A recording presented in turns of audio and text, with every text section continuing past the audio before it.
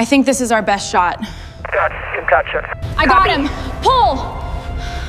Okay, he's clear. We need to keep moving. There are others. Help my leg!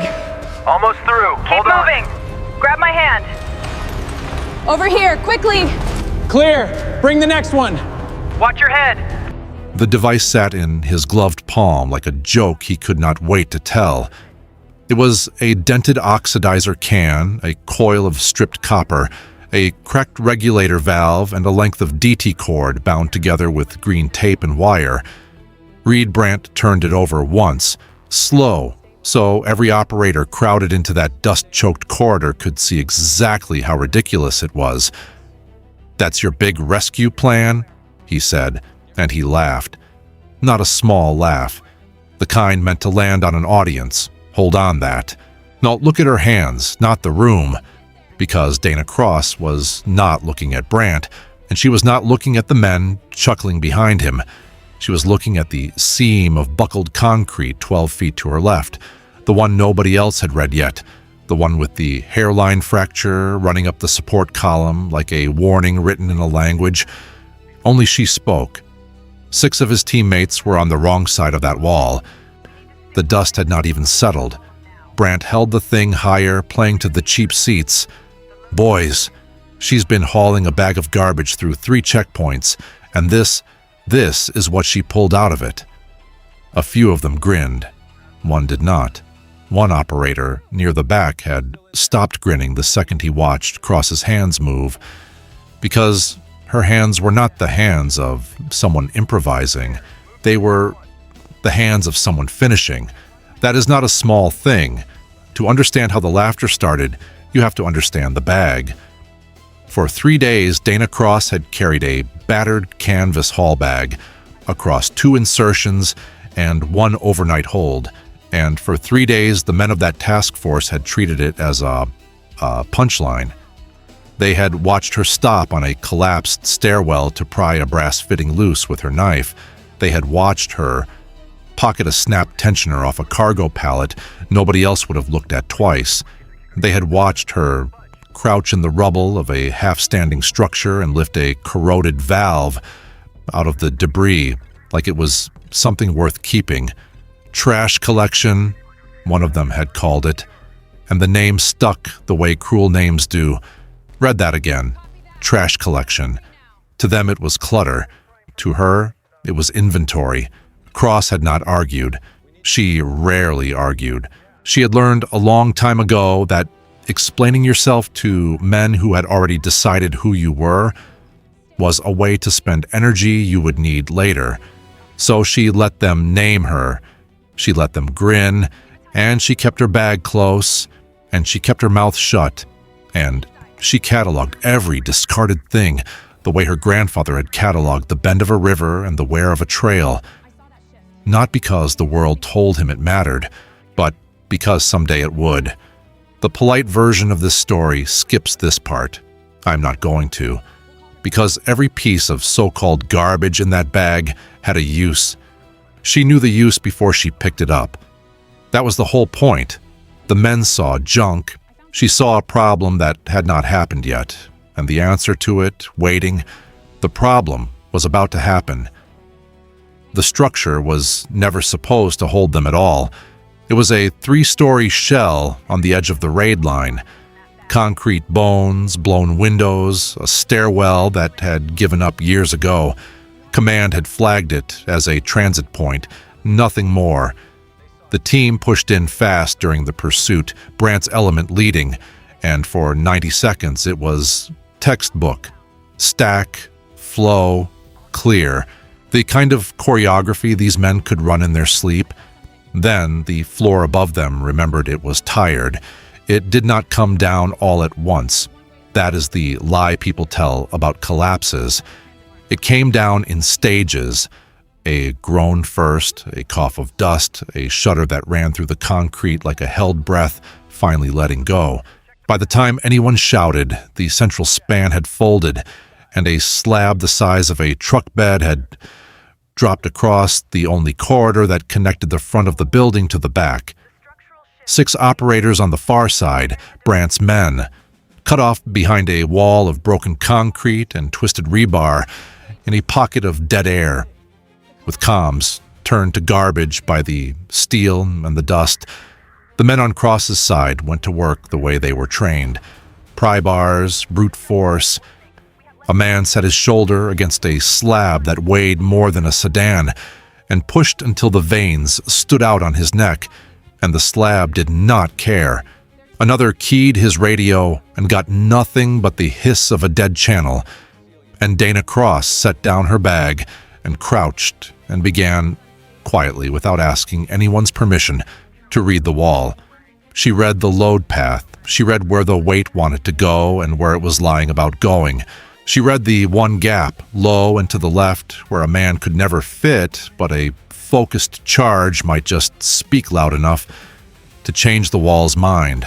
Nobody noticed her yet. That was fine. Being noticed had never been the thing that saved anyone. The clock had started, and only one person in that building was actually counting. The thing about Reed Brandt was that he could not stand a problem he could not punch. He had spent 20 minutes punching this one. He had organized the pry teams.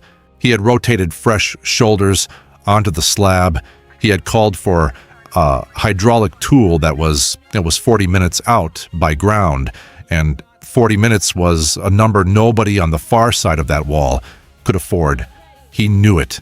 Everyone knew it. And because he knew it, his voice got louder, the way a man's voice does when his hands have run out of answers and his pride refuses to admit it. "We cut through it," he said. "We cut and we lift. That's the play." It was not the play. Cutting the wrong member would shift the load, and shifting the load would drop the rest of the ceiling onto the 6 men breathing borrowed air on the other side. Cross knew this the way she knew her own pulse. She had said it once, low to the operator nearest her, "Don't let them cut the column." And the man had looked at her bag and looked at her and said nothing. So she stopped talking to the men who would not listen, and she started building. She knelt over the open haul bag and laid the pieces out on the dusty floor in an order that meant nothing to anyone watching and everything to her. The oxidizer can, the cracked regulator that would meter the burn, the copper she had stripped off a dead pallet hours ago, a short length of det cord taped and ready. Her hands moved without hurry and without hesitation, and that was the part that should have warned them. The calm. Brandt saw it and chose to make it a show instead. He crouched beside her, picked the half-finished device up off the floor, and stood, holding it out for the gallery. That was the moment from the start of this story. That was the laugh. "That's your big rescue plan?" She did not look up. She reached out, took it back from his hand without a word, and kept working. Here is the detail that changes everything. While Brandt performed for the room, the structure was not waiting for him to finish. Up in the wounded ceiling, something shifted. A small thing, a fist-sized chunk of concrete that let go of its rebar and dropped and cracked against the slab with a sound like a starter's pistol. Every head turned, the dust rolled, and for one full second the whole corridor went absolutely still, the way a room goes still when it finally understands that the floor it is standing on has opinions. Into that silence came a sound nobody had heard before, a voice. From the far side of the wall, thin, filtered through 6 feet of broken concrete, but unmistakable, a man calling his own name and a number. "Two of us hurt back here. The air's getting thin." I will say this plainly, that was the moment the joke died. It did not die because anyone apologized. Men like the ones in that corridor do not apologize at the speed a crisis requires. It died because the math finally arrived in the room all at once. The slab would not move, the tool was too far out, the ceiling was failing, and the men on the far side were running out of air to breathe. Every conventional answer was a door already closed. Brandt stood there holding his pry plan in 2 empty hands, and for the first time the loudest man in the building had nothing to say, and in the quiet he had stopped filling. One sound continued without interruption. the small, steady, deliberate work of Dana Cross's hands. You have watched a room change its mind before. You know it does not announce itself. It happens in glances. One man looking at another, that other man looking at the woman on the floor, the question passing between them without a word. What is she making? And underneath it, the worst question, the one nobody wanted to say out loud, what if it's the only thing here that works? It would be easy to tell you Dana Cross was calm because she was fearless. That would be a lie, and she would be the first to call it one. She was not fearless. She could hear the two hurt men behind the wall, and she could feel the ceiling deciding, and she knew better than anyone in that corridor exactly how thin the margin had become, because she was the only one who understood the structure well enough to be properly afraid of it. Fear was not the absence of in her. It was fuel she had learned to burn clean. I have very little patience for people who confuse quiet with weakness. I watched a woman kneel in the path of a failing building and keep her hands steady while louder men ran out of ideas, and I will tell you, the steadiness was not the gift she was born with. It was the gift she built, one disciplined day at a time, in a life that kept telling her she did not belong in the room. That is not serenity. That is a decision, made over and over until it looks like calm to people who never had to make it. She set the last connection. She checked the regulator that would choke the burn down to something the structure could survive.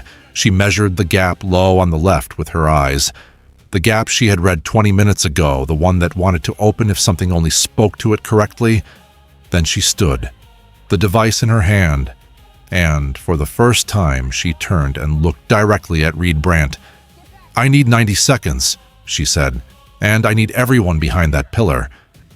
Brandt looked at the thing in her hand. He looked at the closed channel on his radio. He looked finally at the wall that had beaten every man he had.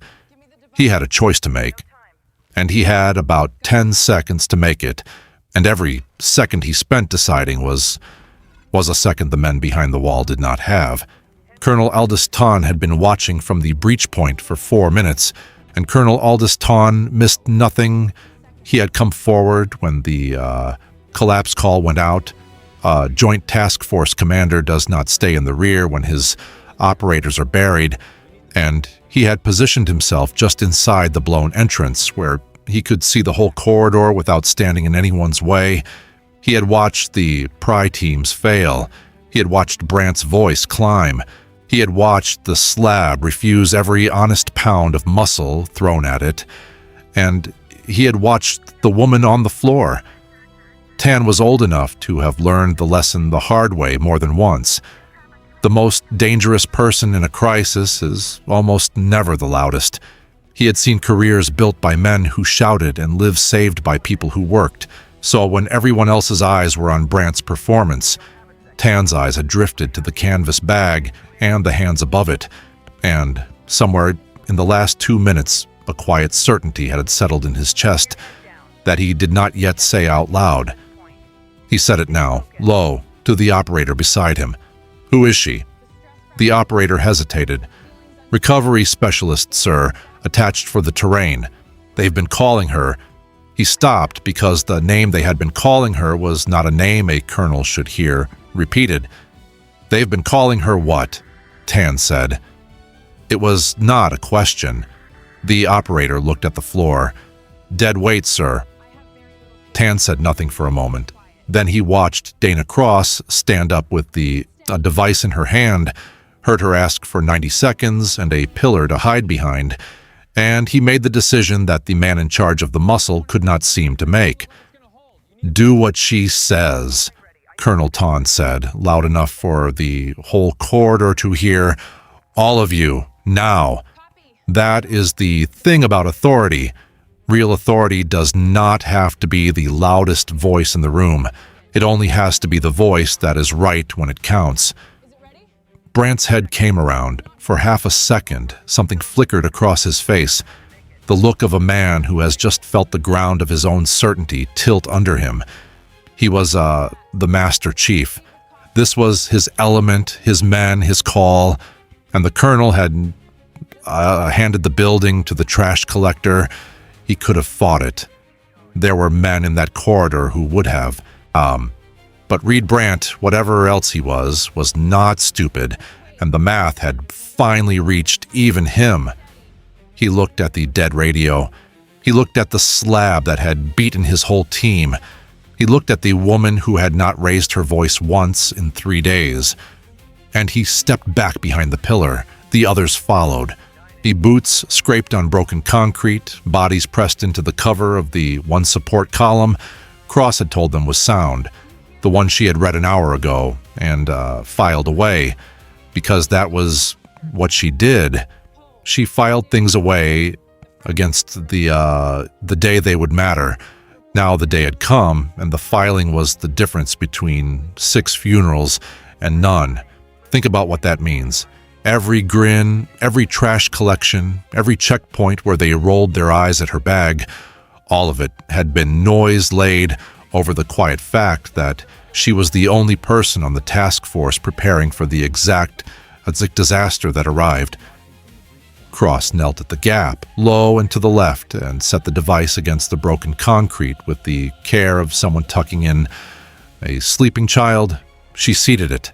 She traced the load path one last time with her eyes, where the weight wanted to go where it was lying. She pulled the safety length of det cord taut. Behind the pillar, a dozen of the most dangerous men in the world held their breath and put their faith for the first time in a woman they had spent 3 days mocking. And from behind the wall, the thin voice came again, weaker now. "Whatever you're doing, do it." Here is what nobody behind that pillar understood about the thing in her hands. It was not a bomb. A bomb is a stupid tool, all force and no aim, and a stupid tool in that corridor would have brought the rest of the ceiling down on the men it was meant to save. What Dana Cross had built was a conversation, a small, precise, metered argument with the wall designed to push exactly one weakened seam in exactly one direction, with exactly enough force and not 1 ounce more. I do not admire cruelty dressed up as confidence, and I had watched plenty of it in that corridor, but I will tell you what I do admire. I admire the kind of competence that is quiet because it does not need to be anything else. Competence that has nothing to prove because it already knows, the way water knows downhill, exactly what it can do. That is what was kneeling at the gap with a homemade device and a wall full of trapped men. She looked back once, over her shoulder, at the pillar, at Brandt, at Tan, at the men who had laughed. 90 seconds, she said. Then we get them out. Nobody laughed now. 90 seconds is nothing. 90 seconds is everything. It depends entirely on which side of the wall you are standing on. Dana Cross spent the first 30 of them doing something that drove Reed Brandt half out of his mind. She slowed down. She did not rush the seating of the charge. She did not rush the run of det cord back to the pillar.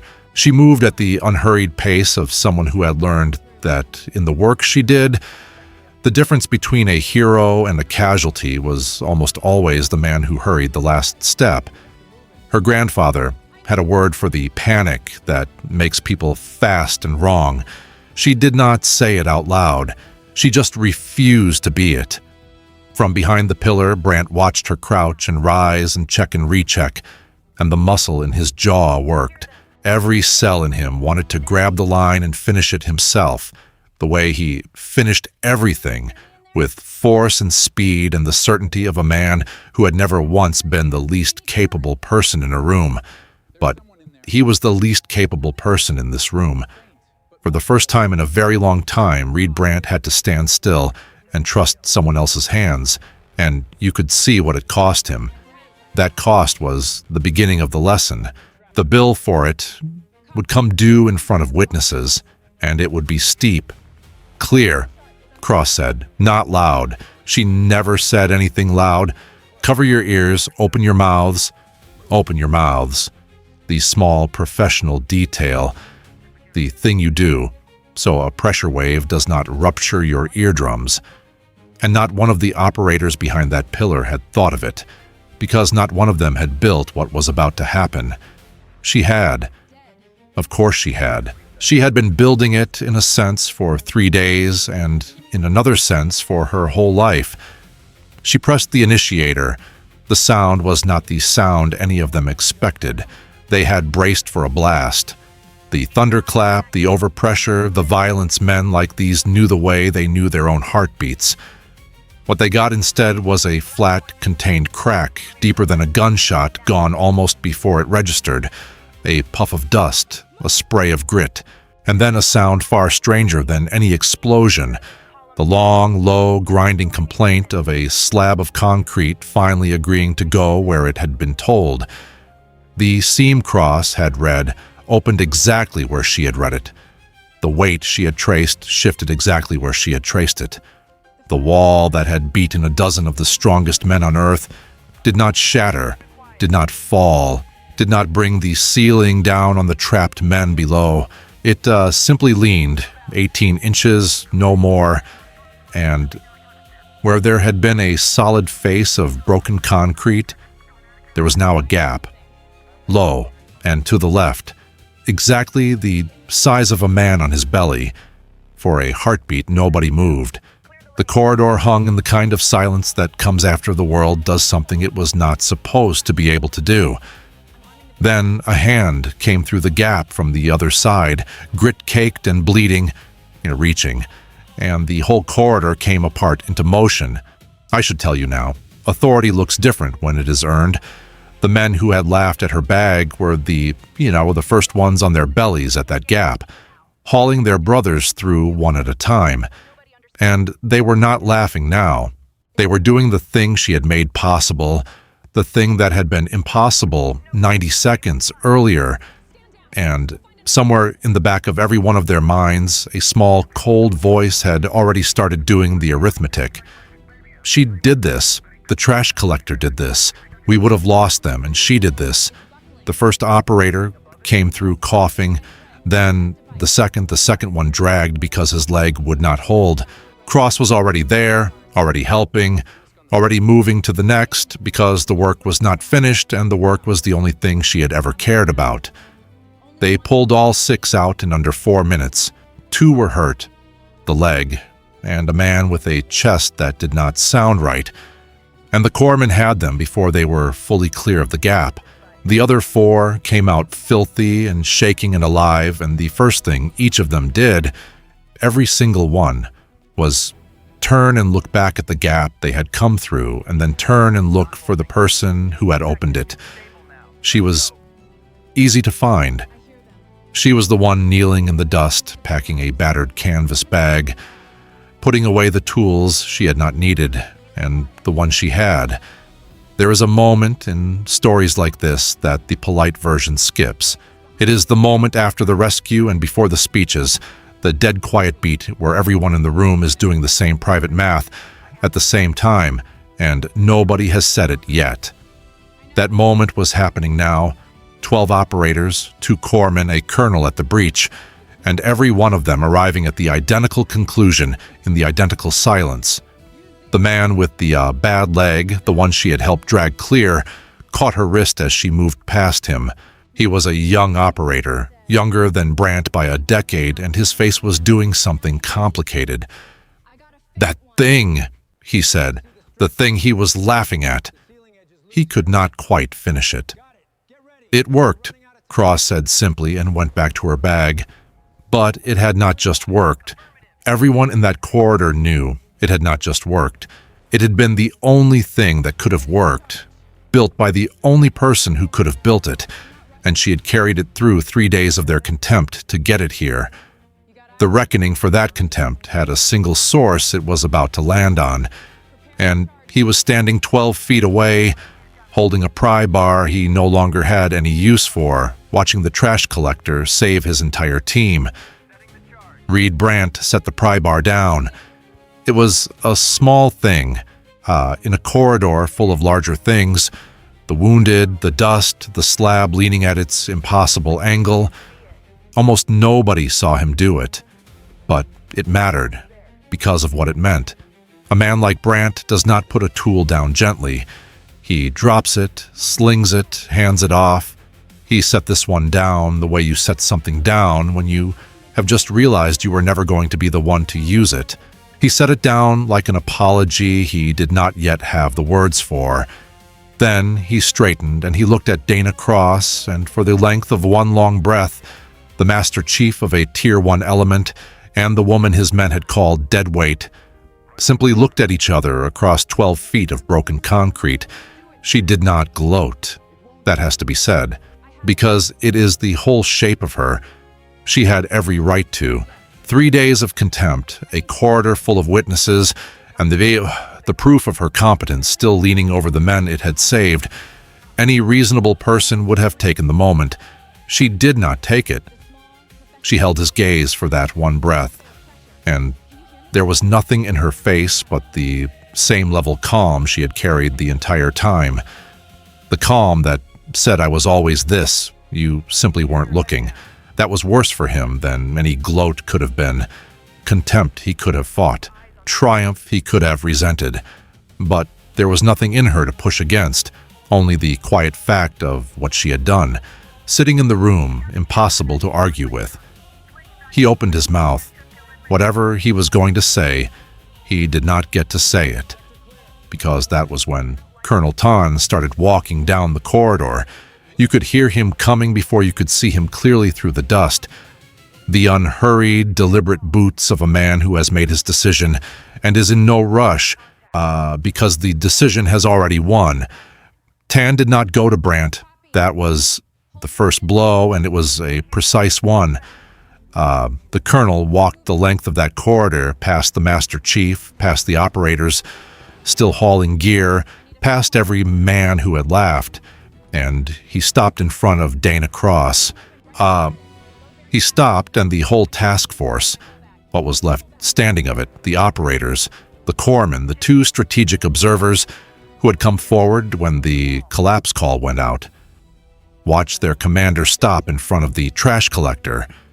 "Specialist Cross," he said, not deadweight, not the woman with the bag. Her name, her rank, said clearly in the open, where every man who had used the other words could hear it. "Sir," she said, "walk me through it." And here is the thing he did that told you exactly what kind of officer he was.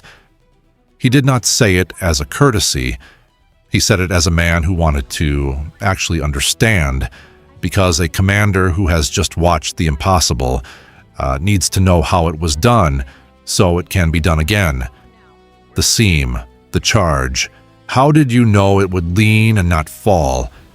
So she told him, plainly in the flat economical language of someone describing a thing she understood completely. The load path, the lying weight, the one seam that wanted to open, the metered burn that would speak to it and nothing else. She did not perform the knowledge, and she did not soften it. She laid it out like a map, and the colonel listened to every word, and the corridor listened with him, and every operator who had called her garbage stood in that dust and got an education in exactly how much they had not known about the person they had decided not to see. It is one thing to be proven wrong. It is another to be proven wrong out loud, in front of the people whose respect you live and die for. That was what was happening to Reed Brandt, and he was standing there taking it. He had to. There was nowhere to go and nothing to say, because the alternative to listening was to admit with words that he had been the loudest fool in a building full of trapped men, and a Master Chief does not say that out loud if he can help it. So he listened too. He listened to the colonel ask the trash collector how she had saved his team, and he listened to her answer, and with every plain sentence the size of his mistake got clearer, not just to him, but to every man who had followed his lead in the laughing. When Cross finished, Tan was quiet for a moment. Then he turned, slowly, deliberately, making sure of his audience, and he looked at Reed Brandt. He did not yell. The worst of it was that he did not yell. "Master Chief," Colonel Tan said, 20 minutes ago, what was your assessment of this specialist's value to this mission?" The corridor went absolutely still. Even the dust seemed to hold. It was not a question Brandt could answer with a lie, and it was not a question he could answer with the truth, and the colonel knew both of those things when he asked it. That was the point. That was the whole devastating point. For a moment, Reed Brandt said nothing at all. You have seen a man do this. Search for an exit and find every door already shut. He looked at the colonel. He looked briefly at his own men, the ones who had followed his lead into the laughing and found no rescue there. He looked at the slab still leaning at the angle she had given it, the angle that had let his team live. And then, because he was many things but not finally a coward, he looked at Dana Cross. I called her dead weight, sir, Brandt said. He said it loud enough. He did not mumble it, did not soften it into a corner. He laid his own mistake out in the open the way she had laid out the load path, and there was a kind of brutal honor in it. The honor of a man who has decided that if he is going down, he will at least go down standing straight. And I was wrong, he said. She's the reason 6 of my guys are breathing. I do not think fear was the worst thing in that room. Pride was, and what I watched Reed Brandt do, standing in that dust, was set his pride down the same way he had set the pry bar down, deliberately and at a cost, and in front of everyone. It did not make him a good man, it made him an honest one for 10 seconds, which is more than most people manage on their worst day. The room saw it. The room would remember it. Cross took the admission the way she had taken everything else. A small nod, nothing more. She did not need his confession to know what she had done, but she let him give it, because she understood something the younger operators were only now learning, that the apology was not for her. It was for him. It was the only road back he had. But Colonel Ton was not finished, and what he did next was the part that turned a rescue into a reckoning.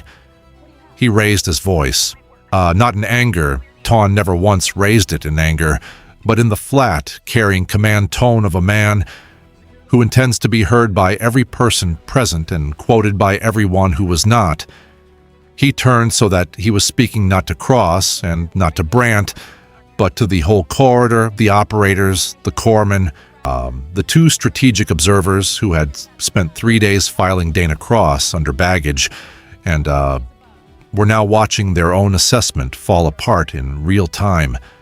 I want this understood by everyone in this building, Tan said. Every conventional option we had failed. The tool was too far out. The slab would not move. We were going to lose 6 operators in a structure that was still coming down on top of them. He let that sit. He let the men hear the weight of it. And the only reason we are not writing 6 letters tonight is that one specialist on this task force spent 3 days collecting what the rest of you called garbage, and then used it to do the thing none of us could. Nobody moved. Nobody breathed. You laughed at her bag, Tan said. Remember that. Every one of you who laughed, remember it. Because the next time someone on your team does something you do not understand, that bag is the reason you are going to shut your mouth and watch. That is the kind of silence that costs somebody a reputation.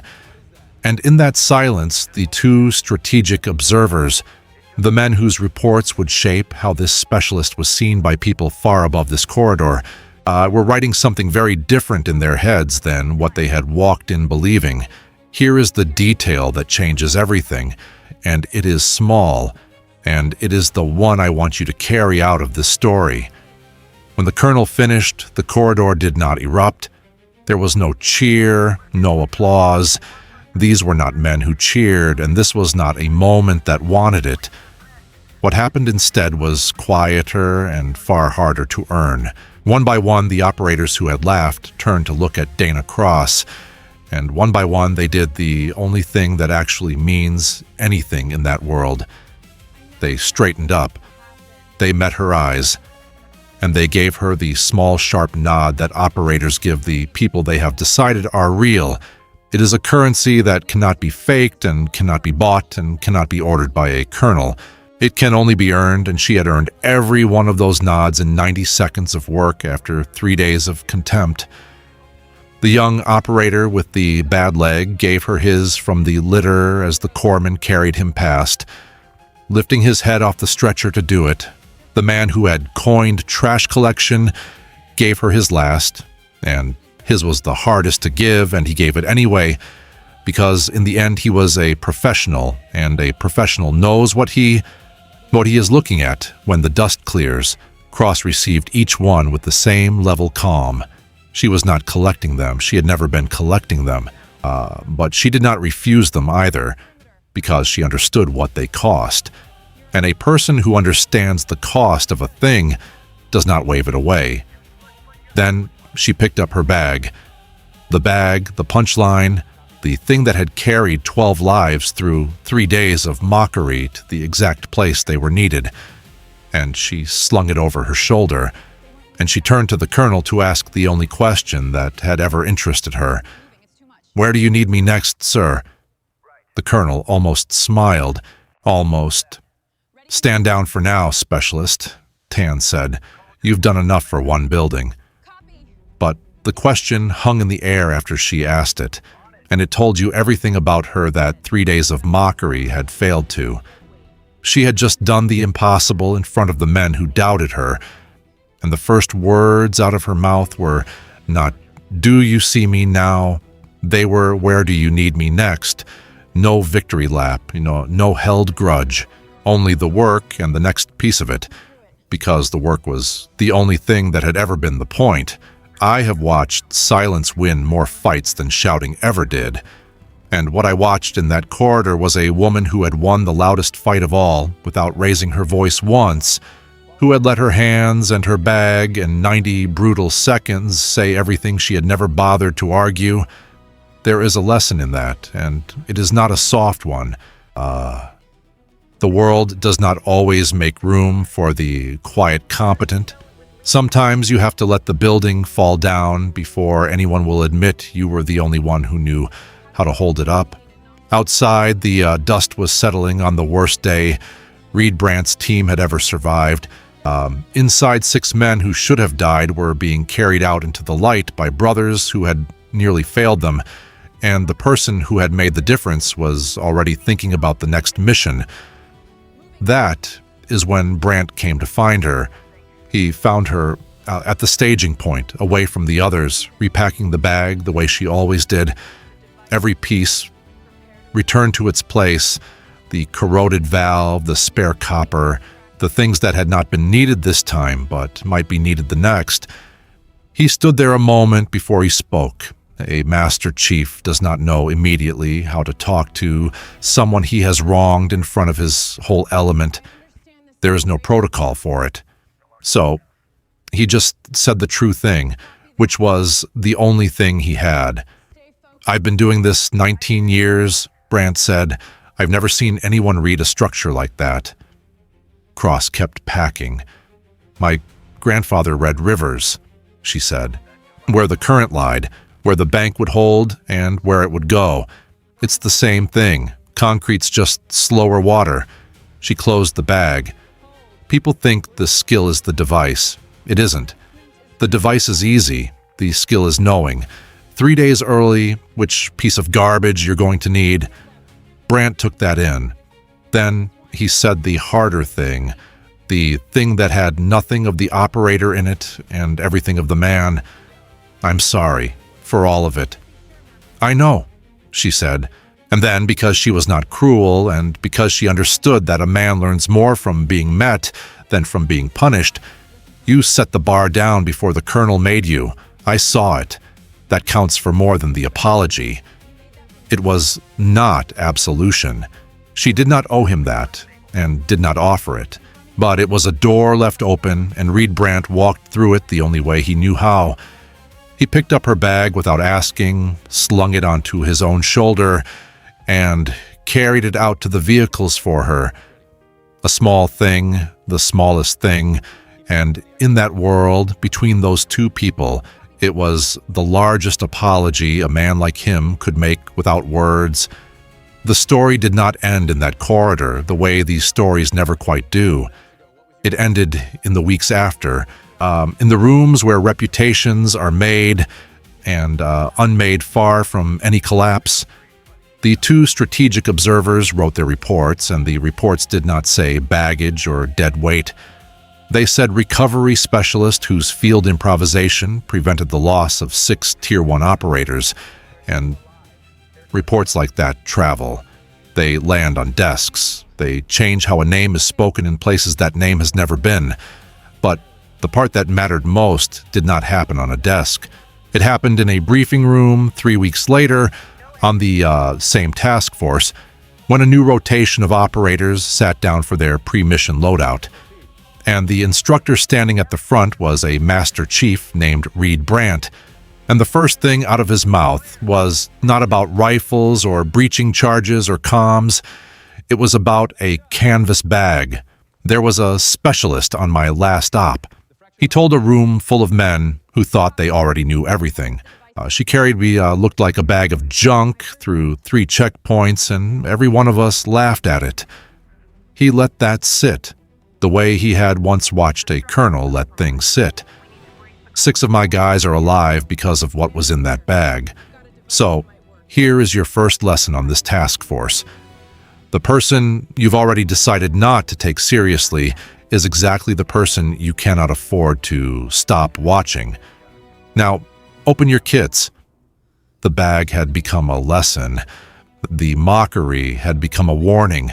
And somewhere out on another piece of hard terrain, the woman who had earned all of it was doing the only thing she had ever wanted to do, which was the next job, with her bag on her shoulder and her eyes already reading the ground.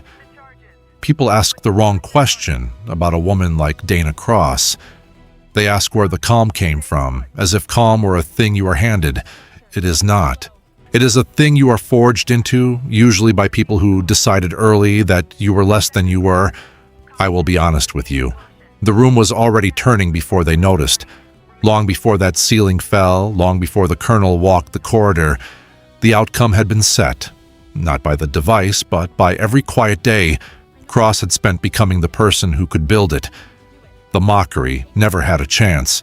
It was always going to break against the one fact it could not laugh away, which was that she was right and they were not, and competence is patient.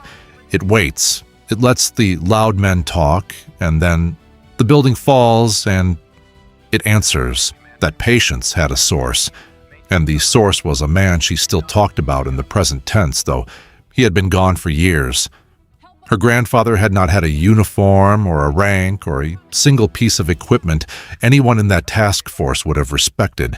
What he had was a way of looking at the world that refused to throw anything away, a tool, a season, a person, until he understood exactly what it was for. He taught her that the things other people discard are almost always the things they simply have not learned to read yet. He taught her to keep her hands busy and her mouth quiet and her eyes on the ground. And he taught her the hardest thing of all, the thing that carried her through 3 days of trash collection without a flinch. That being underestimated is not an insult. It is camouflage. It is the cover from which the competent do their best work. She had buried him in high country a long way from any base, but she carried him. In the bag, in a sense, the way she carried everything worth keeping, close and quiet and ready for the day it would matter. The man who had coined the name found her one more time before the rotation ended.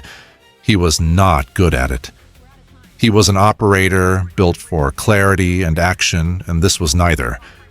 He came up to where she was checking her kit, and he stood there for a second too long, and then he said, "I'm the one who called it trash collection. I want you to know, I know that." Cross looked at him. There was no triumph in it, and no forgiveness in it either. Just the level, reading gaze she gave everything. The gaze that took the measure of a thing and set it in its proper place. "I know who you are," she said. "I've got a daughter," he said, which was not what he had planned to say. and was therefore the truest thing he could have said. She wants to do this, the work, and every time some guy tells her she can't, I used to think, well, maybe they're right. Maybe it's not for everybody. He shook his head. I'm not going to think that anymore. It was the best apology she received that day, and it had not been addressed to her at all. It had been addressed to a girl he would go home to, and to the man he had decided to stop being. Cross understood that. She understood it better than he did.